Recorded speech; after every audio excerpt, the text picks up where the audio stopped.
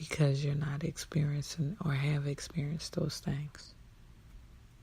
And so what people may walk around asking for you to provide, you're not available to give. Because when you were a child, abandonment happened. And it's a such thing as circumstantially based abandonment. Feelings. Your mother or father could get into a traumatic accident and not be the parent they were beforehand, for both emotionally and physically. They could be paraplegic. They could come out of a domestic relationship and they don't intend to be emotionally available, but it happens. And then through them not being emotionally available, they abandon those needs that need to be met by you. And so you walk around wondering, why me? Why this had to happen to me? Because it's a level of abandonment. Not intentionally, but it happens unintentionally.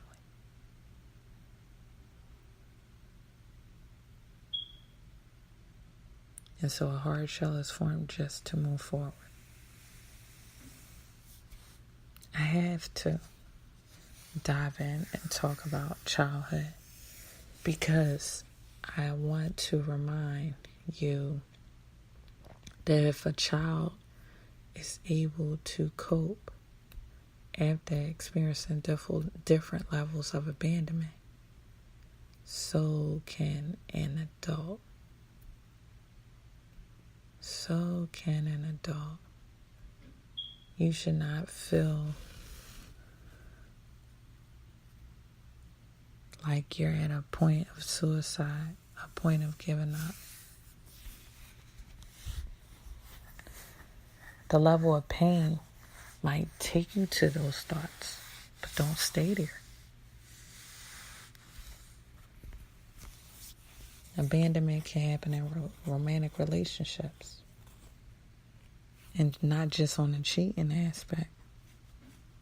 It could be so many reasons why a person might abandon a relationship. But it's an abrupt dismissal of the other person, both emotionally and physically. Abrupt. All of a sudden, a husband comes home and the whole apartment is cleared out.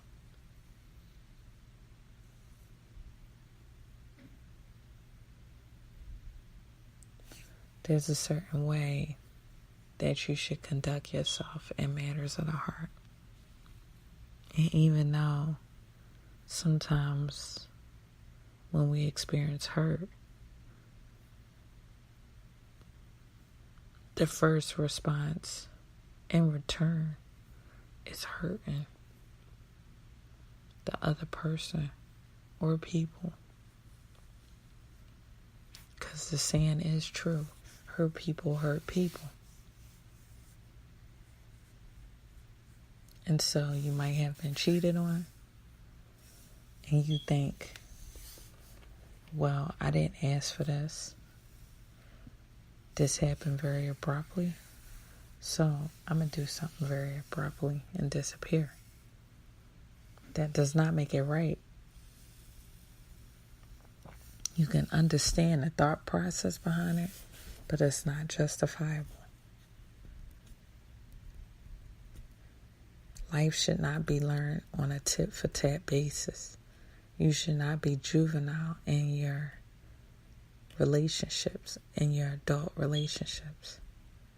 You should be functioning in a way that you're honest, both with yourself and your partner. Even if little hiccups happen, disagreements happen, irritations occur.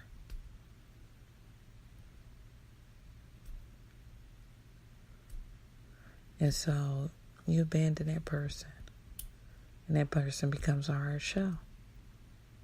And whether you care or don't care because of the hurt you experience, when you see them, their flight system kick in, and they develop a hard shell over time from that experience, you can't really fault them. Just like your hurt was followed by a series of actions, so does their hurt. And in no shape or form are they a victim. If they cheated on you and you just abruptly pack your stuff and leave, it does not make them a victim. It just makes them reap karma that they sowed. And so when it comes to karma, you don't get to pick who or what or when you receive your karma. But when you're acting out, you need to be mindful of all the consequences that follow. If you cheat, there are chances that your spouse or significant other just might abandon you without warning. You have to consider that. Does it make it right? No. Is it understandable? Sure.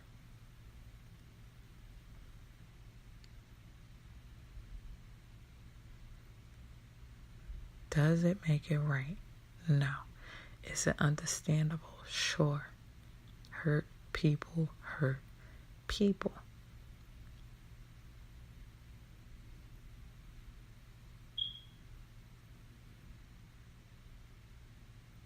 All of a sudden, financial pressures are escalating, and you get emotionally consumed, and you think the best thing is to opt out. And so you do, thinking you're relieving the situation.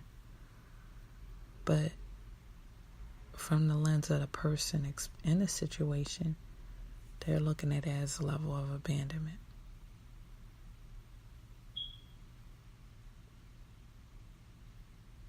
And you are being a person that's opting out, jumping ship.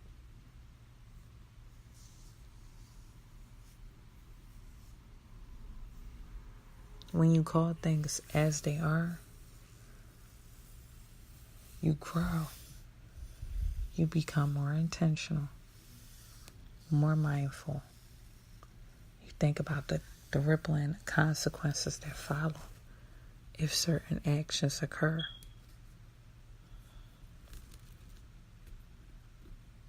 But I need to stress this. Again, if a child experiences levels of abandonment and their flight system kicks in for them to cope, adjust, and move forward,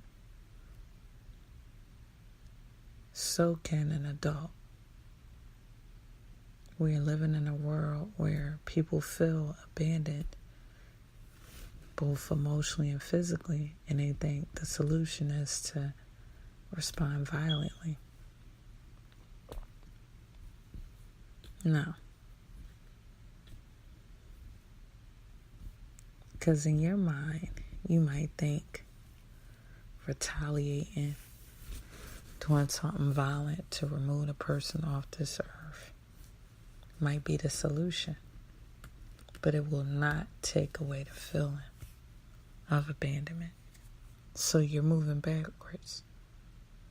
Because you're adding more problems to your situation. Because now you got to not only cope with abandonment, you have to deal with these issues that follow your actions of trying to retaliate.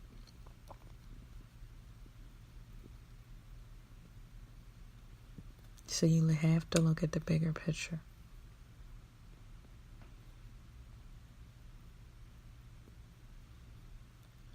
Abandonment is such a heavy topic.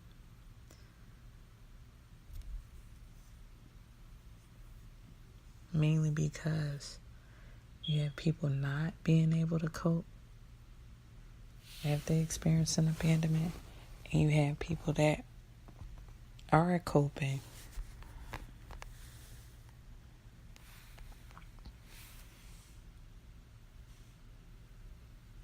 And so, there's a brighter side. You might be experiencing abandonment in a relationship that you had high hopes on, but you can't control all the situations or experiences y'all went through. Neither can you Neither can you control their response to certain situations. Neither can you control their emotions and feelings. So that being said,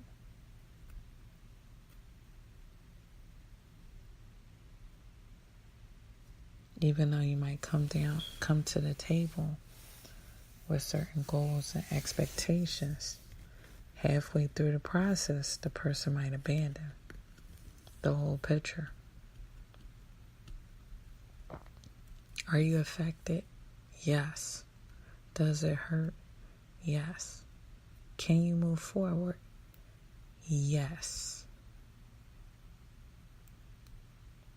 That's one thing you have to rest on. Can you move forward? Yes. That means, is there tomorrow? Yes. Will life still go on? Yes. Life does not stop when you experience pain. And being abandoned, both emotionally and physically, can be earth-shattering, whether you experience one or both.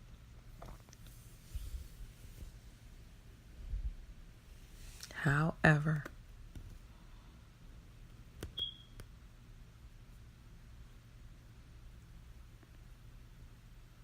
in spite of it being earth-shattering, it's not earth-ending.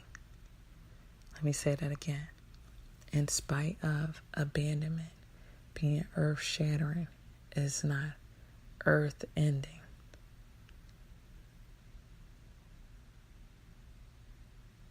You have so many kids that lose their parents at young ages, and they still are able to live and move forward. Does it hurt? Yes. Can they get through it? Double yes. And that's what you need to rest on, even in your relationships when experiencing abandonment.